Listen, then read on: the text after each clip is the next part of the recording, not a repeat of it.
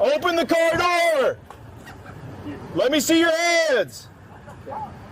Step on out. Step on out. Look away. Back up to the sound of my voice. The year 2025 came in abruptly, as if someone had torn away the silence and left only a low hum of anxiety.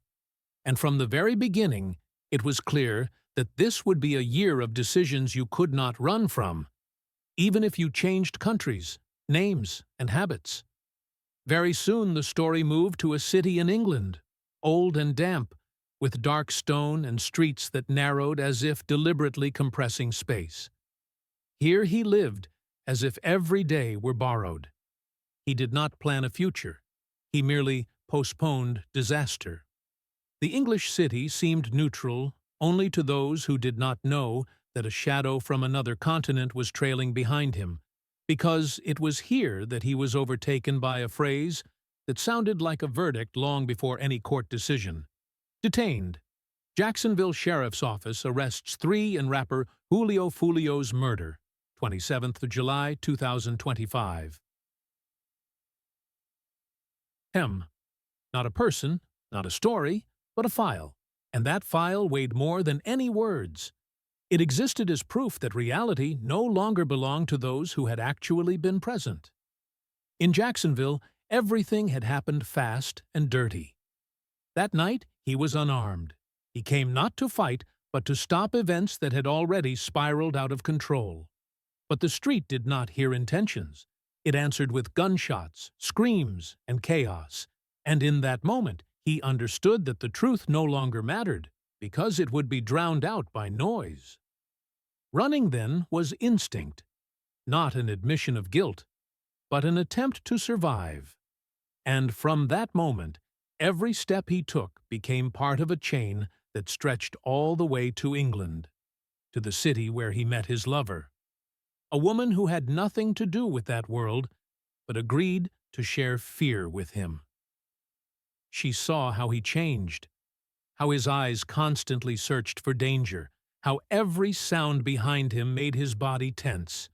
And when he said they had to run again, she did not ask why, because she already knew the answers would be worse than silence.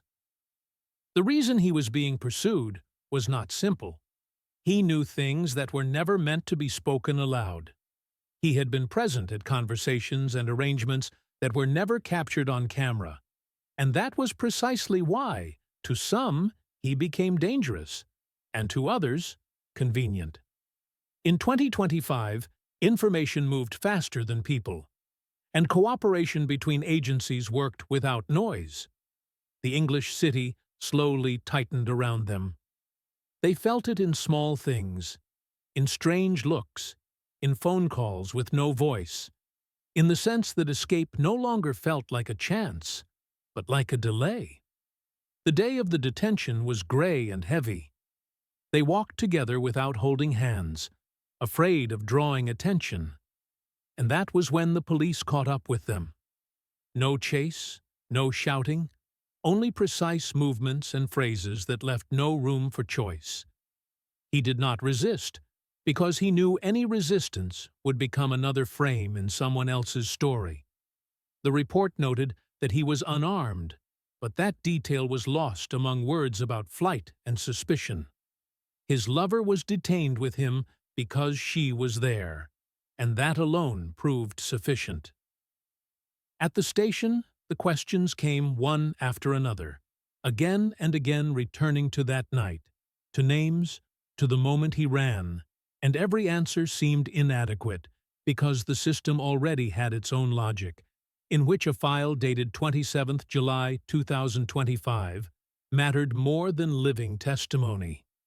The English city that was meant to be a place of disappearance became the scene of final interception, and the drama of this story lay not in the arrest itself, but in the realization that from the beginning he had not been running from guilt, but from a role assigned to him, and that in 2025 running away with a lover, silence, and even the absence of a weapon could become not a defense, but elements of accusation, because the intrigue of that year was simple and cruel. The truth no longer belonged to those who lived it, but to those who knew how to package it into a file.